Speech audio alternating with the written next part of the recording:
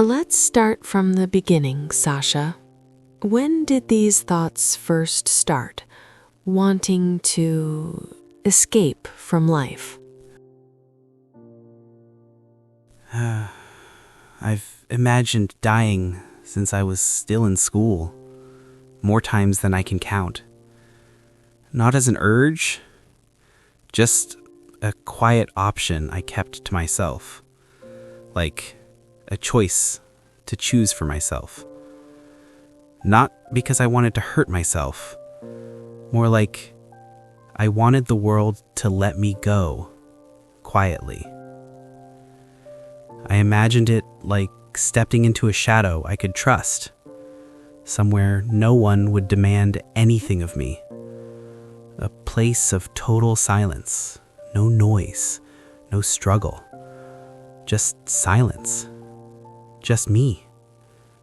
That's what I longed for, an ending that matched how empty I felt. The therapist nods. She doesn't rush him. She lets his words settle, gently, deliberately, like something fragile being placed down instead of dropped. The small, dim therapy room absorbs the weight without protest. White walls learning how to keep secrets better than people ever did. It bears witness to a young male Omega who has been standing at the edge for years, quiet, unseen, surviving by not being noticed. Whether no one saw him, or whether he learned early that being seen was dangerous, remains clinically irrelevant. I wasn't afraid of pain. I wasn't afraid of the act itself. I was afraid of continuing. Every day I stayed alive for everyone else. And still, I couldn't do anything to help my mother. I couldn't change her life. I couldn't lighten it. That's when it hit me. That this was all I meant in the world. And sometimes, standing at the edge, I felt like wanting to take my last breath, to leave quietly, without becoming another burden to her, was the only mercy I could offer. Sasha's fingers tap against the armrest, restless yet contained. It sounds like survival became your only purpose, not for yourself, but for others. Yes, always. My father was cruel. He didn't explode. He measured everything with his alpha pheromones. I watched his hands on my mother, not once, not twice, over years. Slaps that came without warning. A shove into the wall for answering too slowly. Fingers in her hair, pulling her down. Not to the floor, just low enough to humiliate. He liked shaking her, not hard enough to leave marks, just enough to remind her he could. When he spoke, it wasn't shouting at first. It was quieter than that. Then came words chosen to shrink her, made her feel worthless. But Mommy is great. She shielded me. I learned early where to stand, which corner of the room was safest, how to breathe without being noticed. I didn't cry. Crying made things worse. So I watched, stayed alert, learned how to disappear. I was a shadow in that house. Useful, only if I stayed quiet. How old were you when this was happening? As long as I can remember. And your father, what did he do for work? an engine room machinist for the airline, the type of clean shirt but hands like bonded with steel. And he drank. He resented everything. His job, his life, us. Then he was gone. The therapist leans slightly forward, pen still. Gone? How? Road rage, a truck driver, too fast, too angry, a crash that didn't take long. They said it was instant. How did your life change after that? The house got quieter after that.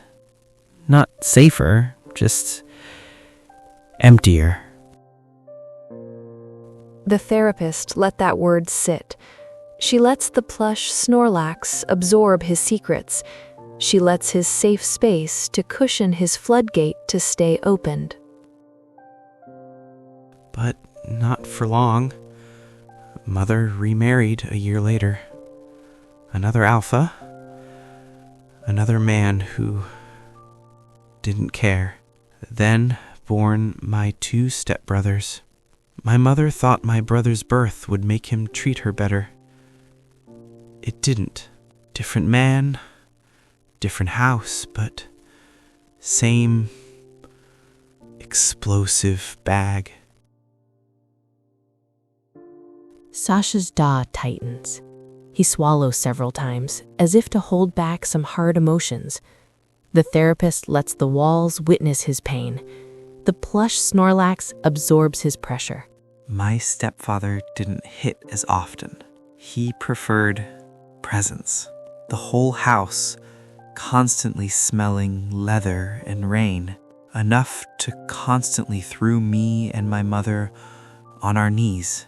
The way he filled a doorway, the way the room changed when he entered. I learned the sound of his footsteps, how fast to clear a table, how to keep my eyes down.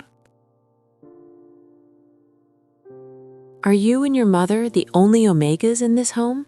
Yes. The therapist nodded, nodding in her note that the background setting is fundamentally, by nature, a special submissive and dominant primal instinct that governs their unique dynamic. Then came the pandemic. The factory closed, money vanished, and my marriage. I thought if I stayed useful, quiet, easy, they'd stop. They didn't. Sasha's throat locks. He turns his face slightly away, embarrassed by the wetness gathering in his eyes. One breath slips, then another. Not sobbing, just a sound he didn't authorize. I'm sorry. Sasha, in here, you don't need to apologize for anything. No one's judging. It's your safe space. Thank you. You're allowed to stop talking if your heart feels too heavy to go on. Sasha presses his lips together. His shoulders rise once hard, then drop. Tears come anyway, silently. Unimpressive, looking almost angry. He wipes his face with the back of his hand, frustrated. I didn't know how to be anything else. The therapist does not interrupt. She doesn't lean in. She doesn't fill the space. She lets the release finish itself. Lets Sasha's grief runs its course. When you're ready, we can talk about how that pattern followed you into Matteo Hayes. I was forced to marry the son of one of stepfather's business circle. After that, every day became endurance. My alpha, Matteo, he's relentless. At work, in the office, everywhere, alphas, top of his game, results. Very efficient, very admired. That's the version people applauded, just not at home. His explanation was always the same. Pandemic, cutthroat industry, results, or layoffs. He made sure I did not forget he's the one holding both families together. So I adjusted. I made myself furniture. A teak quality solid, built to take weight, low maintenance, and built to last all his alpha's rut cycles. But he didn't want me that way. He said I was cold, a dead fish. When I laughed, he said it was fake. When I stayed quiet too long, he would choke my neck to make me scream. No response was the right ones for him. I didn't know what he wanted. And nothing I did was enough. Nothing someone like me did could be. He just take me whenever he wants. The therapist writes the words marital rape in her notes, but doesn't bring the matter onto the table. She just guides. She says, "How were you taking it back then?" At first, I cried a lot. They were all pain, but very quickly, I didn't cry anymore because it didn't matter. I wasn't hoping. I learned long ago never to hope. I just hollowed myself out long before being with Matteo. So when the idea of dying came, it wasn't about pain. It was about being released from being useful, from existing as someone else's extension. That thought, that was the first quiet thing I'd felt in years. So, dying wasn't an escape from suffering. It was an escape from function? I thought so. Was I really stupid? I see you were able to laugh at yourself back then. But later, I woke up, and the world was still there. That was when I truly broke down. For the first time in my life, I cried. Truly cried. No, I think I went berserk. Like tearing at my heart, scaping my lungs type of cry. Just all at once. Too much. Too long. I couldn't stop. Even sent the doctors and nurses panicking for the wrong reasons. They thought it was pain. It wasn't. What was it then? I guess I was pretty disappointed that I wasn't dead. I wanted so badly to disappear. Got so disappointed to be back that I understood immediately I still had to exist. Like whatever was being done to me wasn't finished with me yet. At that point, I felt continuing life felt harder than dying. This was the first time Sasha spoke the truth out loud. This therapy session is not the full story. It's the aftermath, after Sasha escaped his first marriage, and long before he understood why pain that felt familiar kept finding him. What you heard wasn't weakness. It was a confession where he admitted he wanted to die. Sasha Grey, a male omega, raised inside domestic violence, raised in fear by obedience, trained, quietly, to believe endurance was devotion, that disappearing was safer than resisting.